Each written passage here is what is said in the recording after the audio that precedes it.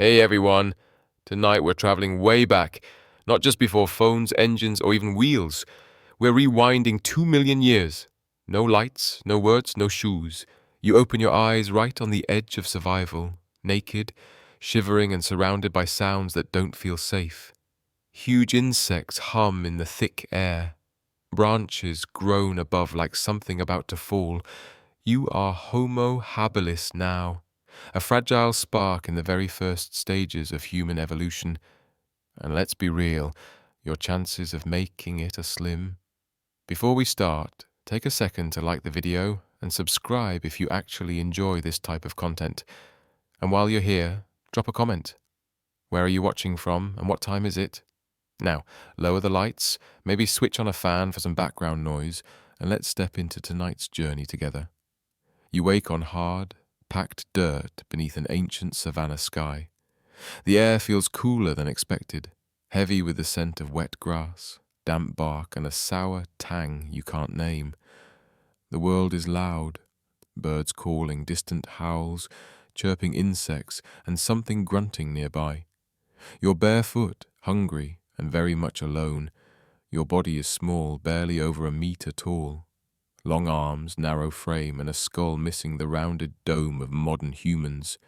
Yet inside something stirs, instinct, maybe curiosity. Your first thought is simple: survive. Everything around you feels oversized. Trees rise like ancient giants, roots crawling across the ground like veins. Grass reaches your knees, wet and heavy with dew. Every step must be cautious. One snapped twig could mean danger. You don't realize it yet, but you're in East Africa, maybe near Olduvai Gorge or Lake Turkana. Future scientists will call it a cradle of humanity, but to you it's only a place full of teeth, hunger and cold. No language exists yet, only noises. A grunt, a click, a glance toward the trees. Communication without words. And that hunger in your belly keeps growing. A cluster of low trees nearby promises some cover. You shuffle toward them, careful not to crunch the leaves underfoot.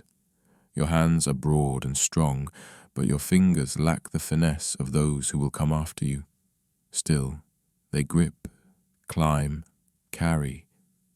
That sour smell drifts closer, something dead, fresh, but you don't check. Not yet, because you hear it. Slow, heavy breathing. Predators feed first. You wait your turn, or you die. Here mistakes have weight and sound. They snarl, they swoop. Scholars still debate if Homo habilis hunted small animals, or only scavenged leftovers, but one fact is clear. You are far from the top of the food chain. No fire, no shelter, no tribe to guard you. Just the sun climbing the sky, an endless grassland stretching ahead.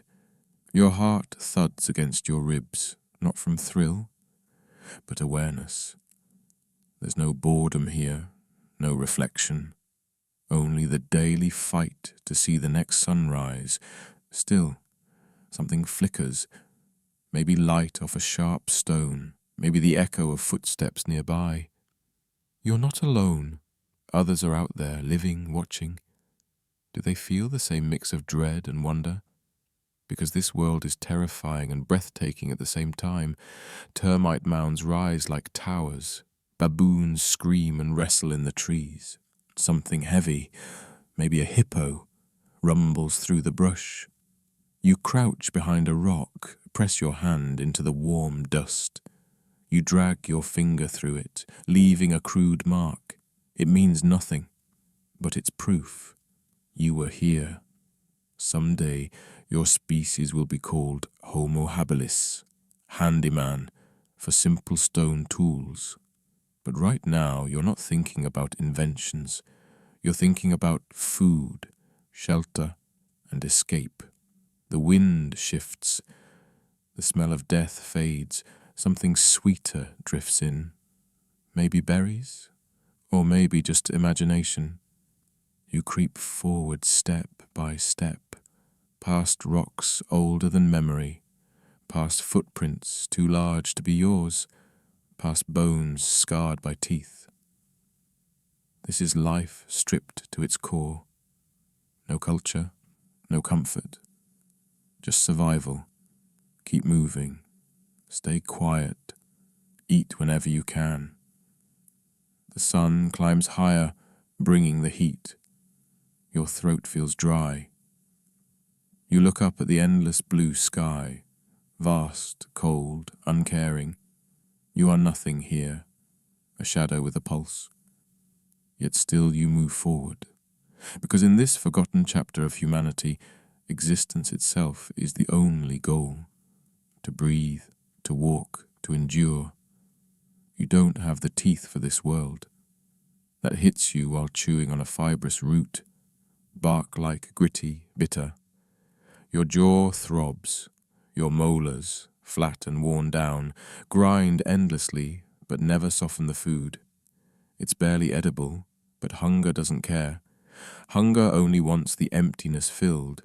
You are wiry and light, not because of age, but design. Homo habilis was not built for luxury. Smaller brains than those who will come later, smaller bodies too, but sharper than those before you.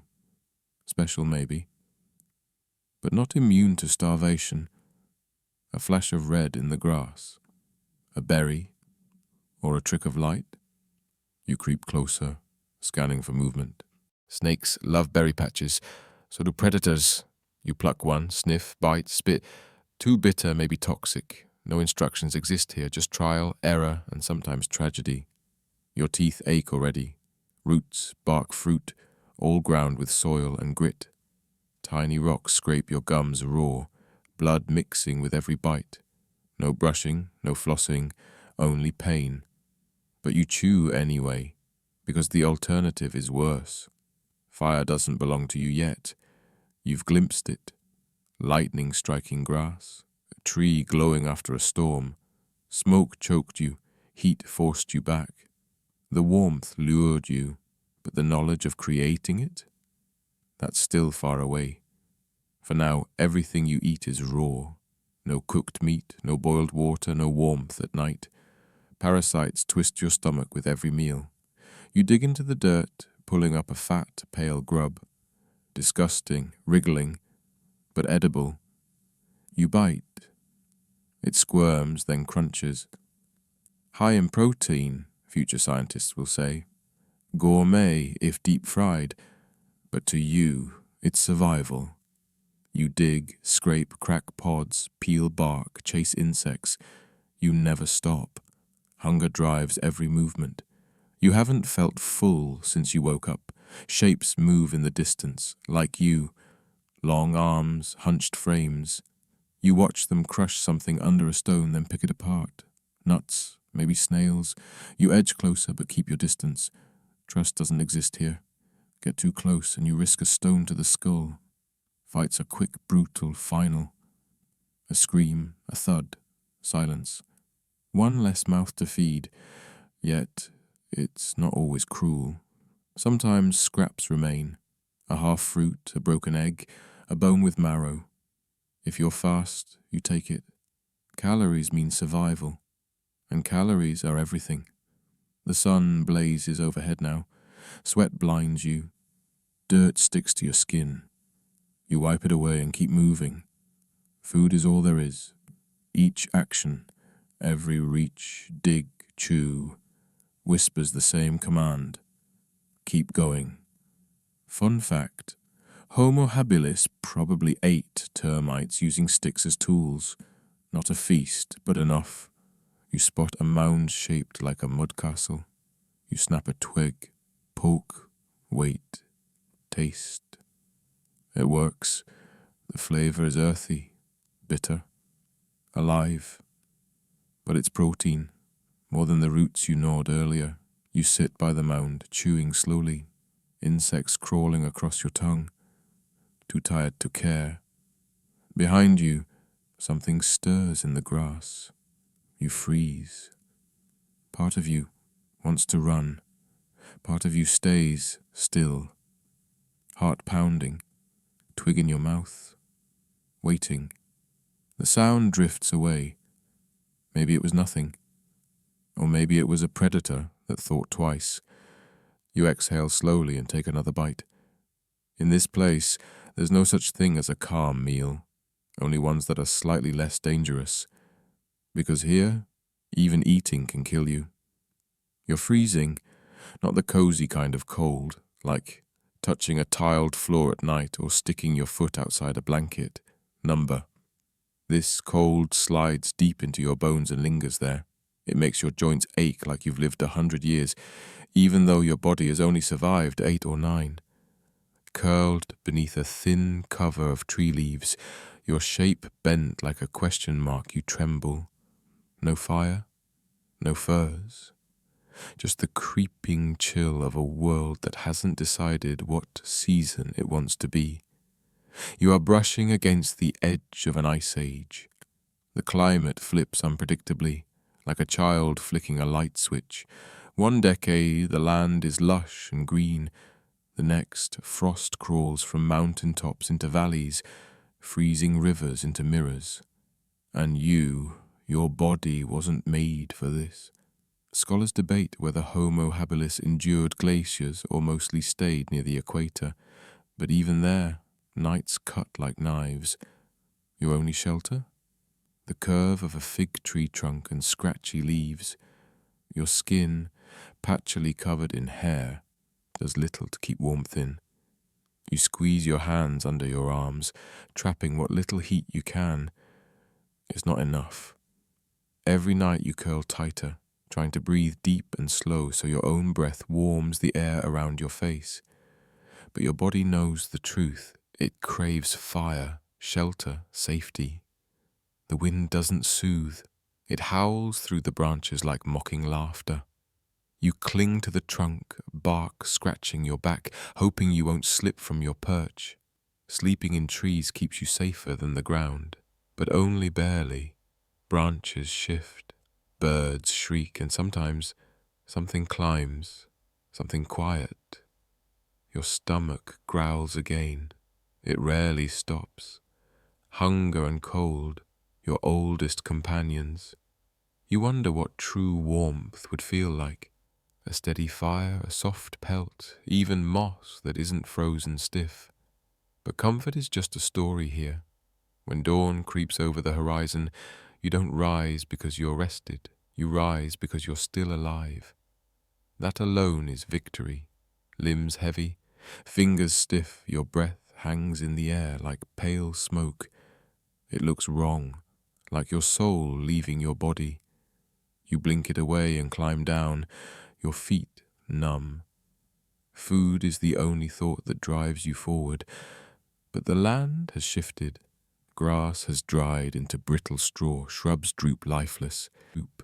Tracks are fewer, and the ones you do see head away from the valley. Even the animals know the cold is coming. You cross a dry riverbed. A week ago, it gurgled with water. Now it's cracked and empty. Kneeling, you search desperately. Just a damp patch of sand. You suck moisture from it anyway. This is what survival looks like.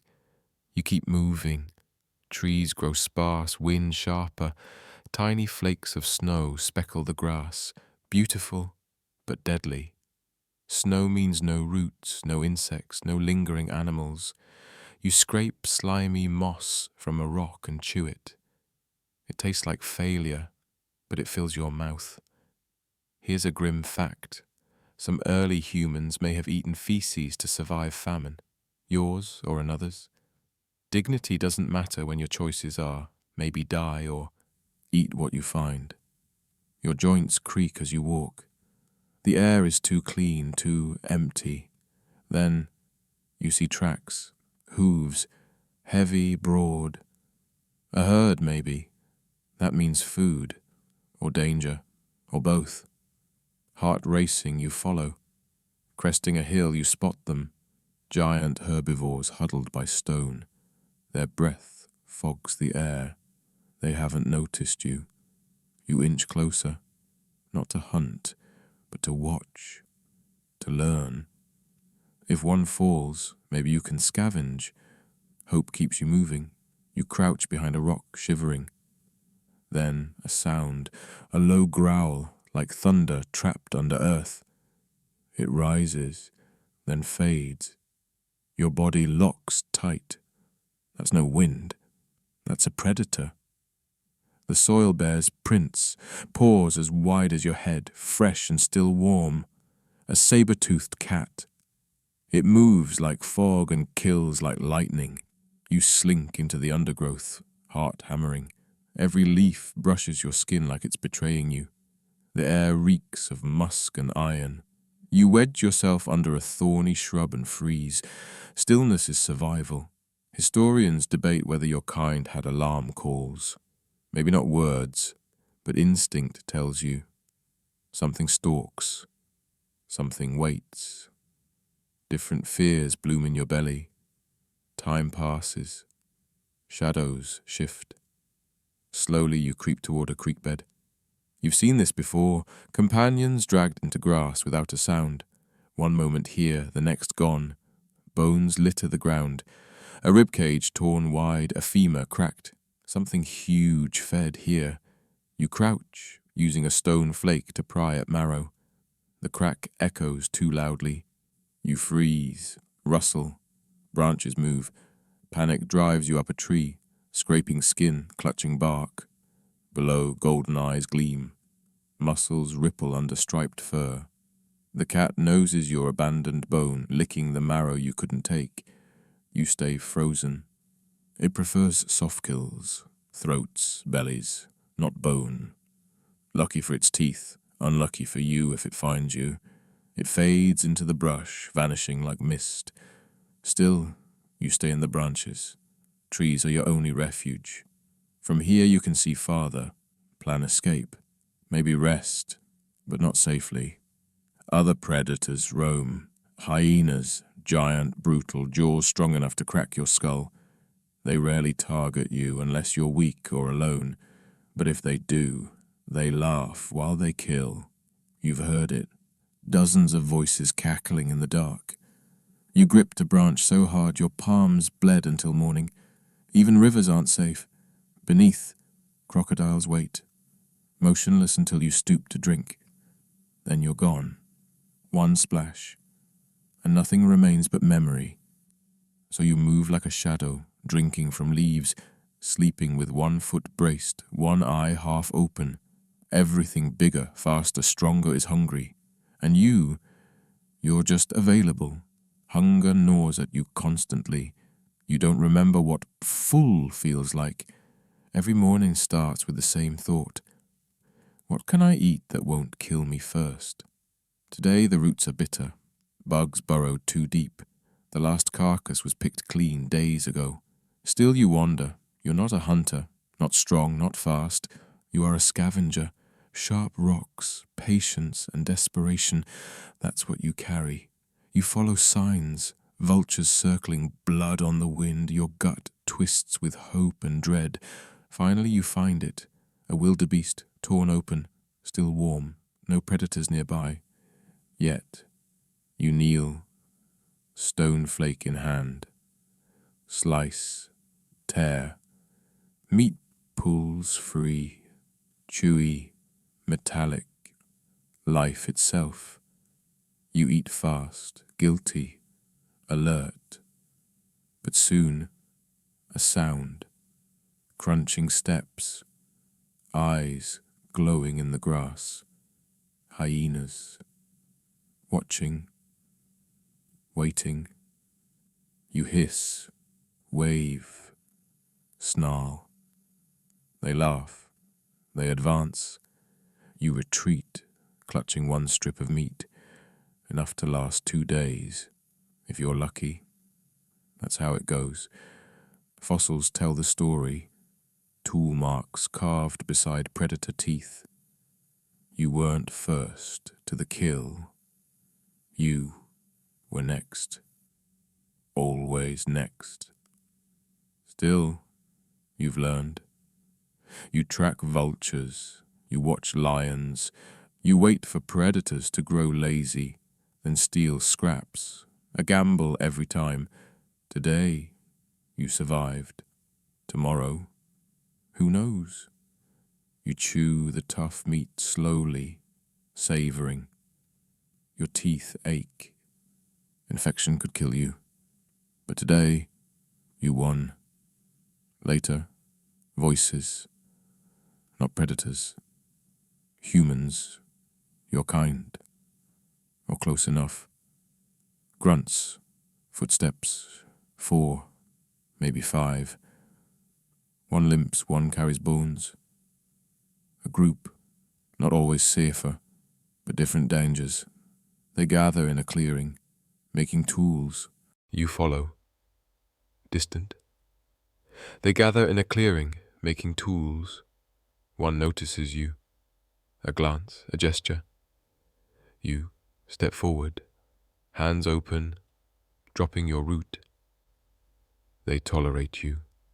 That's enough. Someone tosses bark with bugs. You eat it quickly. Slowly, you learn the rules. Don't threaten. Don't take too much. Groups mean food sometimes, violence others. And violence comes quick. 2 fight over roots. One smashes a stone into the other's skull. The rest look away. No one helps. You slip into the trees at sunset. Alone again. Now, sickness creeps in. Your stomach twists. Your head swims. No clear reason. Food? Water? 1,000 invisible killers lurk here. You curl at the base of a tree, dirt cool against your cheek. Every breath tastes sour. You bite your arm to stop groaning. You left the group 2 nights ago when the tall one's eyes marked you as too many mouths. Now it's just you, and whatever sickness has chosen your body this time. There's no fossil record of the flu. No bones show stomach bugs. No DNA survives from a 2-million-year-old parasite. But let's be honest. If you drink from a puddle where a sick animal relieved itself, if you bite into a grub half-rotten, if your hands never lose their crust of dirt, you're going to fall ill. The sun blazes, yet you shiver. Fever? Or maybe the wind is sharper today. Either way, you clutch your ribs. Press your forehead against the soil and try to stay still. You think about water, then regret it immediately. The stream feels miles away. Out here, danger doesn't only come with teeth or claws. It hides in what you can't see. Parasites, bacteria, invisible killers. You don't know their names, but you know their work. Someone grows quiet, curls up, and never moves again. You drag yourself towards a patch of dew. Lick. The taste is bitter, green. Your stomach twists, not from hunger this time, but warning. It clenches, flips. You gag, then vomit. Oddly, your instincts push you towards something that helps. You scoop pale clay, press it to your tongue and swallow. Dry, chalky, awful, but your gut calms a little. Later, researchers will call this geophagy, eating dirt to ease sickness. You don't know the word, you only know it works. You stagger upright, legs heavy as stone. One hand stays pressed against your belly while you shuffle toward a shallow rock basin. And there it is. Water. Warm, stale, crawling with tiny wrigglers. You drink anyway. Thirst does not negotiate. A shadow flickers.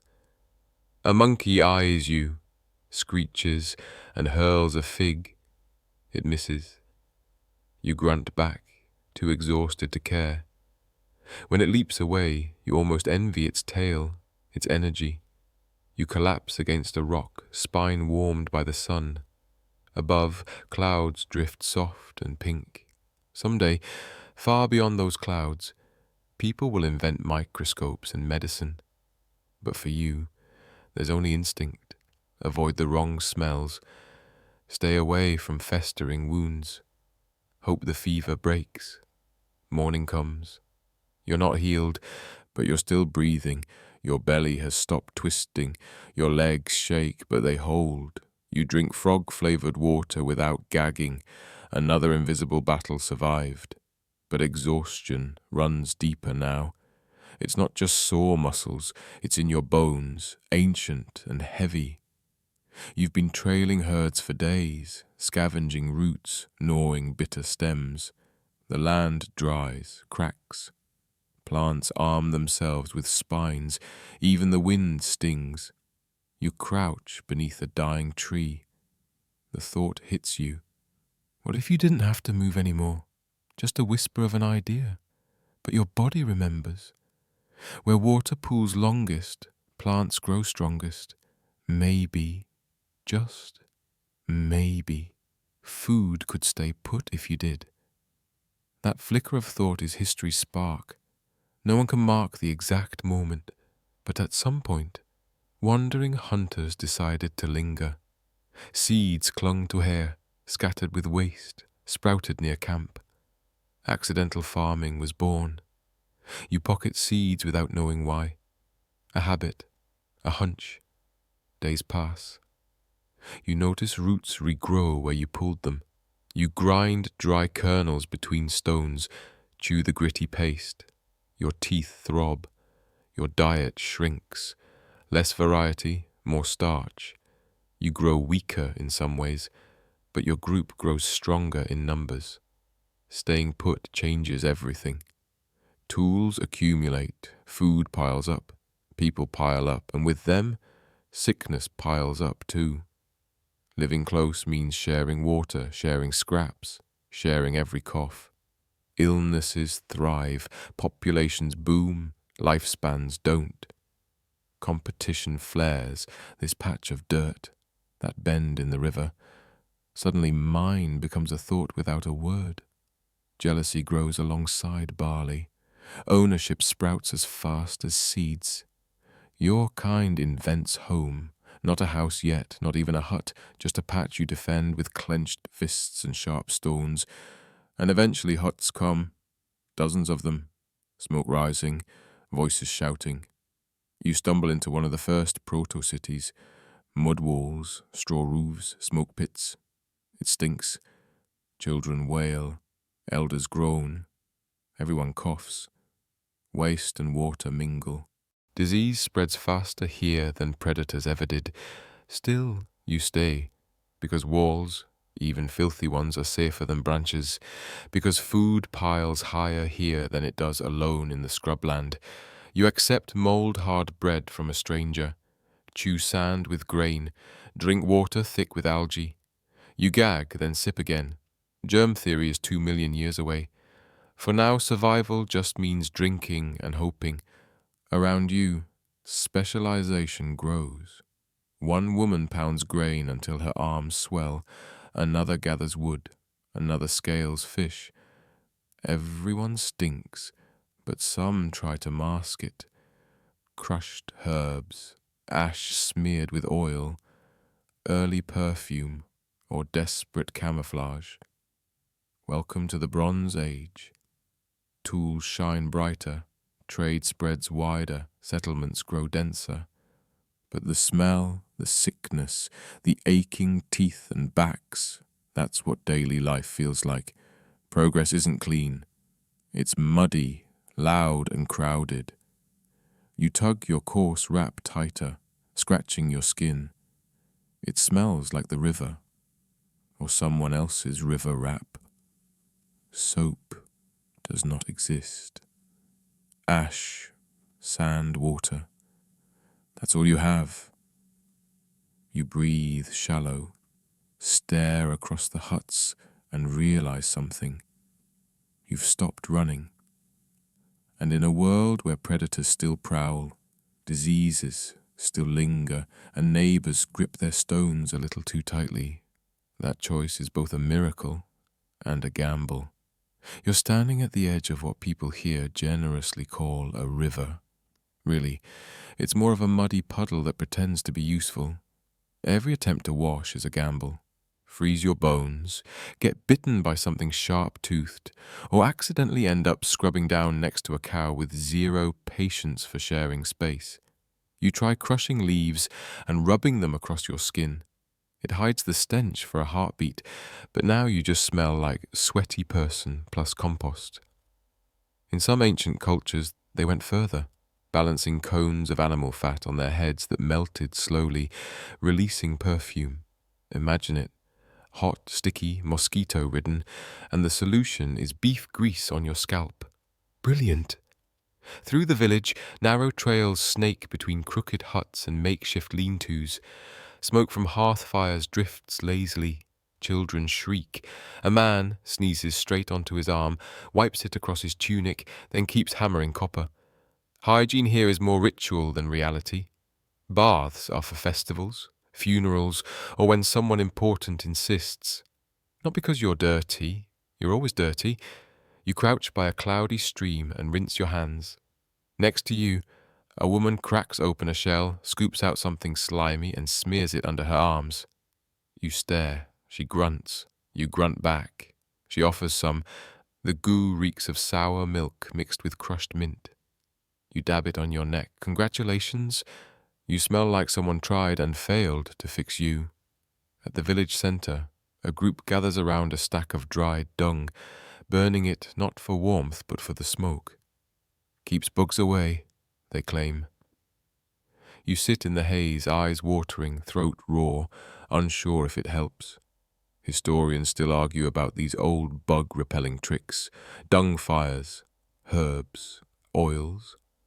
None killed germs, but at least they dulled the worst smells. A carved comb of bone is pressed into your hand. You run it through your hair and watch as tiny insects leap for freedom. Lice? Naturally. You crush one between your nails, flick it away, and realize you'll never truly be clean. But you can aim for less disgusting. You wipe with a damp cloth that smells like goat, chew leaves for breath, rub sand on your feet to scrape away old skin. No mirrors here, but if there were, they wouldn't be flattering. Your body is sun-darkened, scarred, sticky with sweat, smoke and grease. Yet you've adjusted. The flies annoy you less. Your skin has hardened. Sweat means life. If you stink, you're still breathing. By the fire, smoke curling into dusk, someone hands you a chunk of boiled mystery. It's hot, bland, muddy. You chew anyway. Then someone leans in and whispers, tone clear, even if the words aren't. They think you smell. Better. Progress. You have a job now. Not with paychecks or promotions. Your role? Human incense burner. You shuffle through the square with a bowl of smouldering herbs and dung pellets, waving smoke meant to banish insects' spirits or just the fish pile fermenting in the sun. Technically, you're purifying air. Realistically, you're a walking candle that stinks too. Ancient job specialization at its finest. Born without wealth or rank, you inherited tasks no one else wanted. Dung collector, pot patcher, fire tender, bone cleaner, grain grinder, corpse stretcher. History calls it division of labor. Reality, misery split into shifts. The rich got beads and rituals. You got smoke in your lungs and sores on your knees. Today's duty, clearing the latrine pit. A communal trench lined with reeds, bubbling like something from nightmares. You prod at its edge with a stick, praying it doesn't cave. Some ancient cities had crude sewer systems. Yours relies on gravity and blind hope. You haul a bucket of sludge, dump it into the waste trench and wince as it splashes your leg. You don't cry, but you do wonder how it'd feel to step into the fire pit and end it quickly. Your supervisor is a stone-faced woman with shoulders like tree trunks and a glare sharp enough to cut flint. She points at a heap of foul rags. You scrub them on a flat rock with icy water and a lump of fat and ash soap. Your knuckles bleed. The rags don't clean. They just trade odors from death to burnt hair. Just as you finish, a child vomits on your foot. No apology. Workflow, apparently. You rinse in a stream that smells like abandoned soup. Scraping moss over your skin, you remind yourself survival now means being slightly less filthy. As the sun climbs, so does the stench. You slump in the shade, watching a man craft arrowheads. His job looks noble. Sharp tools, steady hands, no dung. You crave that role, but jobs aren't chosen. They're assigned by birth or bad luck. You once knew a girl who became the tanner because she stood too close to the carcass pit one day. The smell never left her hair. Still you dream. Maybe one day you'll be promoted to something less humiliating, like bone scraper or bell ringer. Historians argue whether early jobs rotated or hardened into castes. You hope for rotation. For now, you light night torches. It sounds heroic. It's not. Your blistered fingers fumble flint, sparks catch, and for a moment you're bearer of fire. Then ash blows into your eyes. Back to reality. Your bed is straw and hide stretched between rocks. You lie down. Stars bloom above. Somewhere nearby, a howl, dog or child, hard to tell. You don't complain. Even the worst job beats none at all. At least you're useful. Dawn wakes you not with sunlight, but with a goat urinating on your blanket. You groan, stretch, bones cracking like dry wood. Ache in your legs, itch in your scalp, back screaming like it lost a fight. Welcome to the Middle Ages, though you don't know to call it that. All you know is everything hurts, everyone stinks, and no one understands why bodies keep breaking. Breakfast is a grey broth, slightly better today because someone tossed in weeds. Beside you, a villager hacks a deep, rattling cough, cloth pressed to their lips, spotted red. Nobody says a word. Illness is everywhere. You don't know germs, you just know patterns. Someone coughs, then weakens, then disappears. Fear spreads faster than knowledge. The healer sits by the fire, draped in herbs, feathers, and raw confidence. She beckons. Treatment begins. First, leeches. Fat wriggling slapped onto your arm behind your ear, one making a run for your armpit. She scolds it like a naughty pet. Then a poultice, pig fat and herbs, slapped on your chest, squelching under rough cloth. Finally, the pièce de résistance, pigeon droppings smeared on your temples while she mutters ominously. And yes, history confirms it. People really used pigeon poop, emerald dust, fried mice, and urine as medicine. You're basically a test subject in humanity's worst laboratory. Back to your hut, a wattle and daub shack, twigs and mud, holding back the wind, roof dripping whenever clouds gather. You collapse inside, smelling of sweat, dung smoke, sour herbs, and pigeons. This is life. Crude, painful, smelly, but alive. You don't stare too long at your hut. The door sags. The floor is mostly dirt. Your bed is a lumpy heap of straw that probably hides half a frog. You lie down, still crusted with whatever goo you rolled in earlier. Outside, someone is shouting about demons. Inside, your neighbor prays loud enough to rattle the rafters and plead that her boils vanish. You sneeze. Bad timing. Two heads swivel toward you as if you'd just thrown down a gauntlet. Welcome to the era of spiritual finger-pointing and medical confusion. Get sick here and the story is already written. You sinned, your neighbor sinned, the miller's wife bewitched the well. Someone must be at fault. If there's no obvious scapegoat, congratulations, you're it. You remember seeing a woman accused once for walking backwards by the well during a full moon. They tied her to a chair, dunked it in the river. She bobbed. They decided she was guilty, then let the ropes go. She never came back. The image sits in your chest. You feel a cough coming on and swallow it down. Quiet dying is safer than loud suspicion. You try remedies, boiled moss, dried mint jammed in your nostrils, chewing willow bark until your jaw aches. Sometimes one of those things eases the ache. Willow's touch, perhaps. And sometimes your stomach empties with dramatic flair. Folk cures work in strange ways. Some actually did. Willow bark contained salicin, an ancestor of aspirin, while others were worse than useless, like trepanning, drilling a hole in someone's skull to let the bad air out. You heard of a man who came back lighter after that operation and walked in circles for the rest of his life. Back at the healer's hut, you cough. She waves smoke over you, mutters, and ties a dried rat's tail around your neck. For balance! Balance sounds nice. That night you sweat into your straw and dream of cold streams and quiet woods without chance or leeches. You wake wet, sore and somehow still breathing. Another day survived in the Middle Ages, a victory of its own. Your chest hurts, each breath is heavy. You dress in a scratchy wool tunic, cinch the rope at your waist and step into the weak morning light. Outside someone bleeds from the face, nobody blinks. You nod at him and he nods back. Survival is normal here. Thriving means surviving a little longer than before. This is a trouble you can't run from. Human trouble. Small, sharp, social, religious. A sneeze near the church steps has people whispering like a tide. One makes the sign of the cross. Another spits where you walked. You try to smile. Bad idea. The priest, thin and intense, speaks of disease as divine punishment during his sermon. He needn't name names.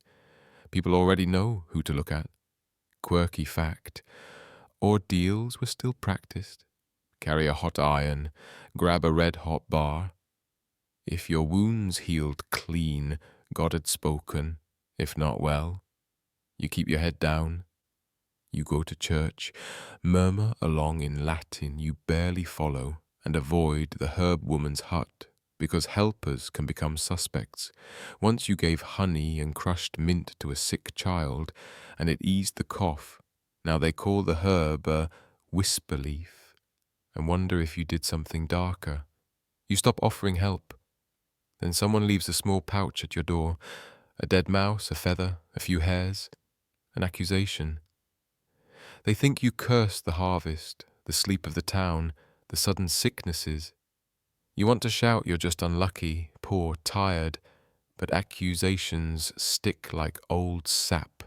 Historians argue about numbers, trials, and executions in early medieval witch hunts, but exile and mob justice were common. You gather what you own, dried meat, a rough stone knife, the leather wrappings that count as shoes, and slip away before dawn. You don't run, that would look guilty. But you walk, head down into the mist and the woods, back to a life without walls, and without the weight of watching eyes. At least no one coughs at you there. That is peace enough. You end up salt-crusted and wind-worn on the deck of a creaking ship, eyes stinging from spray and sun. You didn't volunteer for the sea life.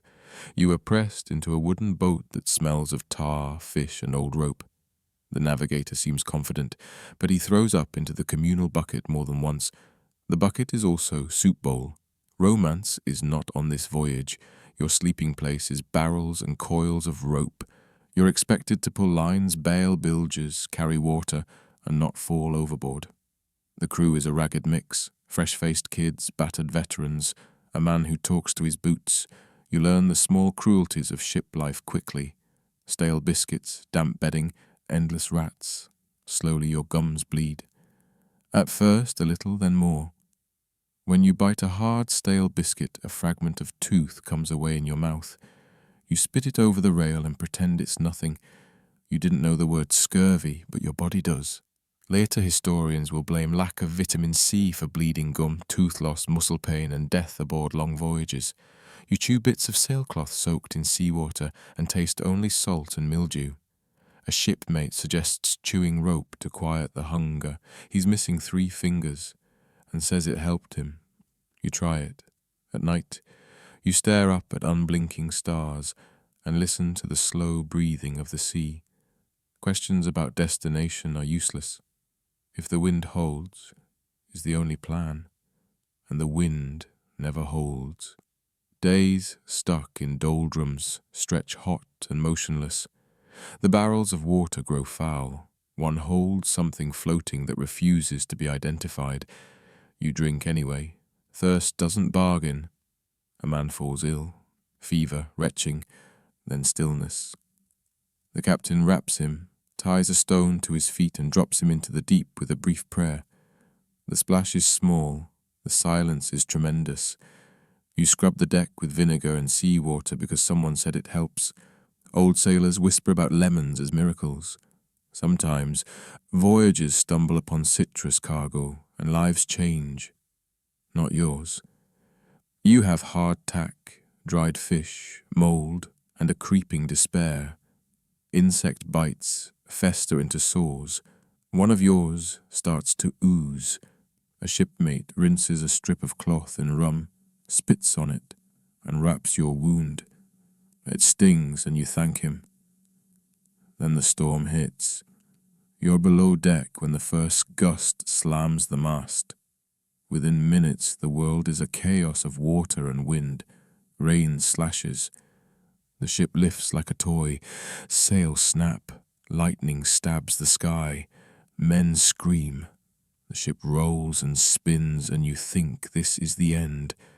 You wake on a patch of wet planks with half the crew gone and the smell of salt and fear thick in the air. Bodies and wreckage drift. The waves have taken some, the captain, the navigator, the fellows who sang as they worked, gone in a heartbeat. You cling to flotsam, lash yourself to a barrel, and watch the sea recess into an endless, indifferent horizon. You help not a torn sail with trembling fingers. The ship limps forward.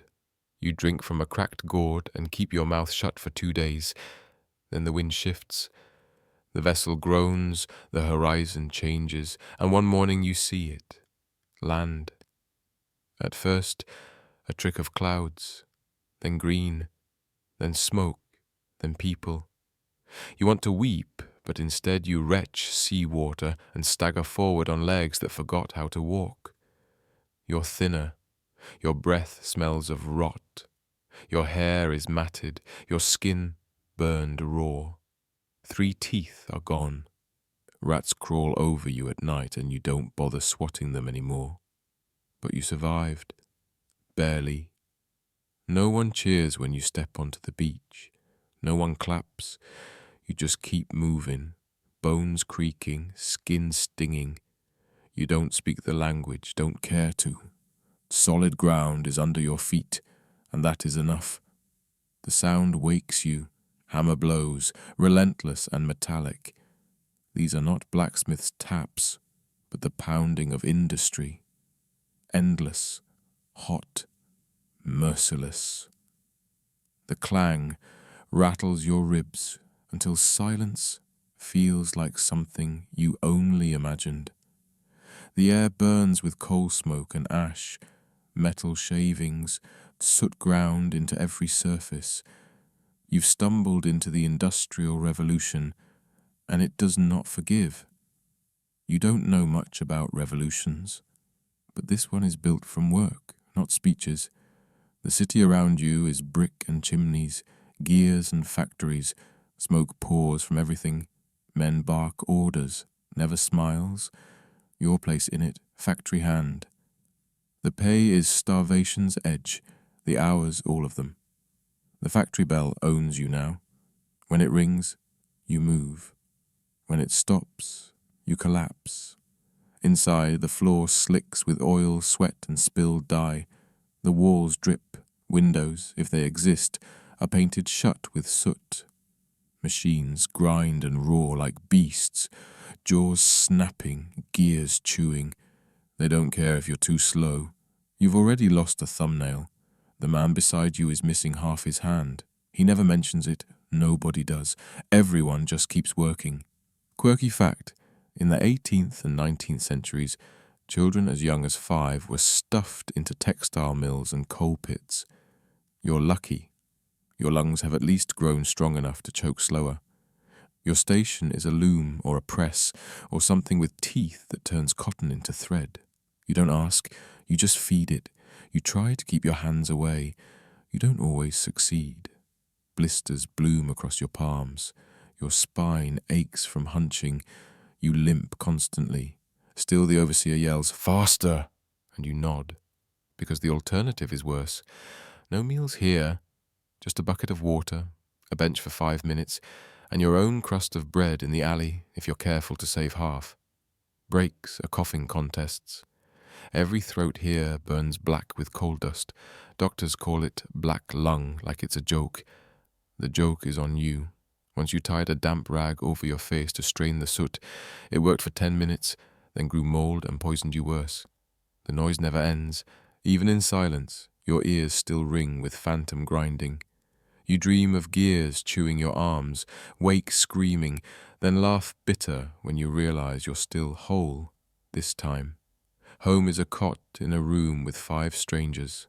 The walls drip, the window shattered, and a single bucket serves everyone.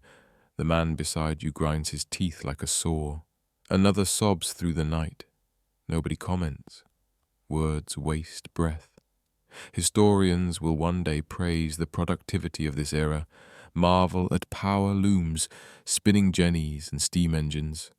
But you know the other marvel, the stench, coal smoke, sewage, manure, sweat, grease and rot stew into one choking broth that clings to skin like an extra layer of clothing. You dream of fields, of silence, of air you can breathe without coughing up tar. But you can't leave. You need the wage to pay for the cot. You need the cot because rain seeps through your boots. You owe bread money.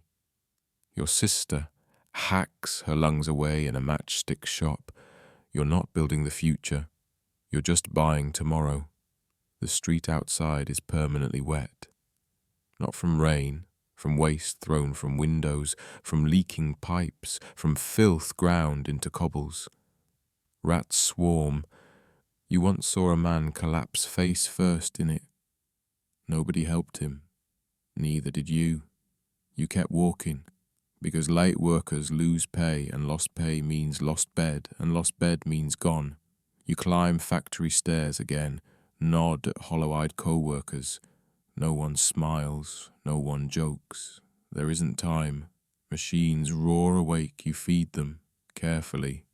Always carefully, because they don't care if you're tired. They don't care if you're human. They only care that you're still useful. And then the mud, thick, freezing, clutching at your ankles with each step. Malicious mud, the kind that drags men under. You're in a trench now. France, Belgium, doesn't matter. The First World War has found you. The rats are huge, the sky always grey, and misery is the only constant. Beneath you lies a sodden mess, layers of drenched clothing, spoiled rations, and sometimes even the ghostly shape of a bone. The air is unbearable, a cocktail of mould, sweat, gunpowder, urine, and raw fear. You try breathing through your mouth. It makes you gag. You switch to your nose, it's worse. There's no winning here, only enduring. Your uniform clings to you, soaked through, fingers stiff, socks unchanged for days, your feet swollen, pale and tender like bruised fruit. It's trench foot, a cruel trick that could set in after just one day in wet boots. The cure? Dry socks. The problem? You haven't seen dry in weeks. You wiggle your toes, nothing. You pretend it's fine.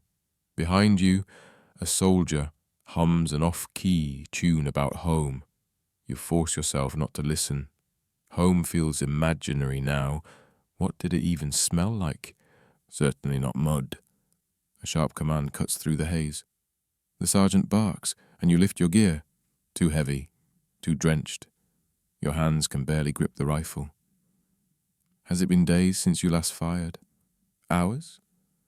Time here stretches, collapses, loops back on itself like the barbed coils scattered across no man's land.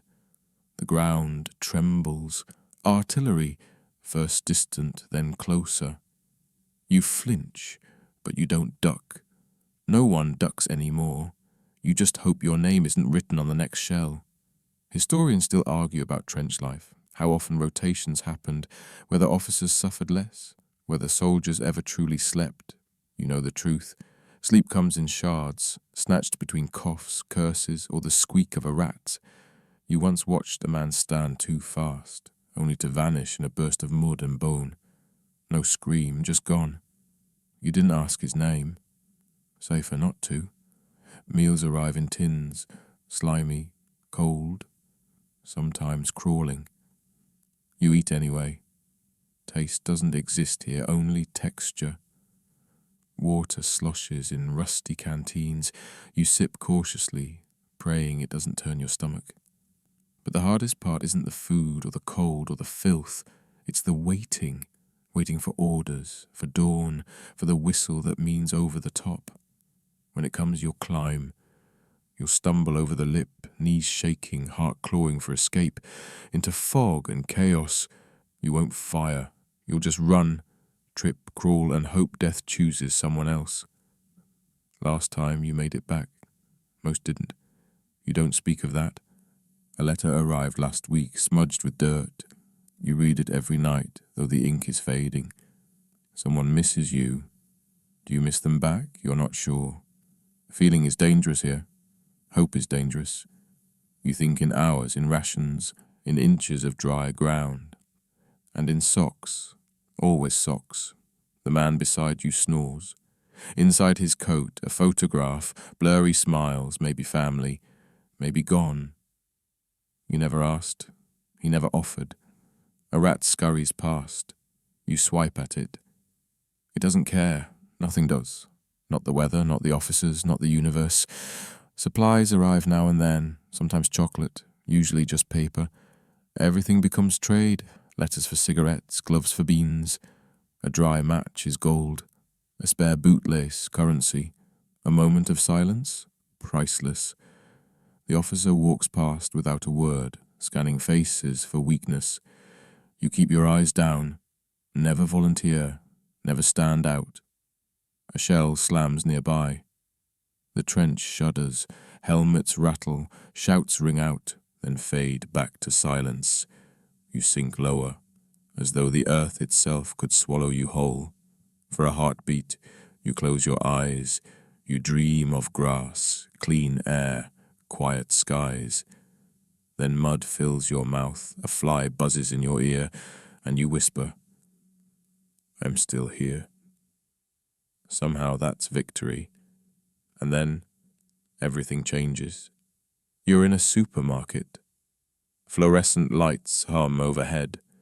The air smells of refrigeration and plastic fruit. A child cries faintly in aisle 7. Someone mutters angrily into a Bluetooth earpiece. A soft, disposable pop song drifts through the speakers. You blink, unsure what century it is. Your hands are clean, nails trimmed, no grime, no blood, no ash. You hold a box of strawberries, out of season, wrapped in plastic. You laugh. This is the future. Abundance everywhere, yet inside you feel ancient. You wander the aisles, dazed, surrounded by endless food. Shelves piled high, bright labels with cartoon cows and smiling bees promising low carb and gut-friendly. You don't know what a probiotic is, but you know it costs more. There are no predators here, no rain, no sabre-tooths lurking near the bananas, yet unease crawls under your skin. You grab a loaf of bread. The plastic crackles, smells of nothing. You put it back. Your body is modern, your brain evolved. You've charted stars, split atoms, walked on the moon. But the ancient wiring remains. Fight, flight, survival. And now it fires at inboxes, deadlines, buzzing phones at 2 a.m.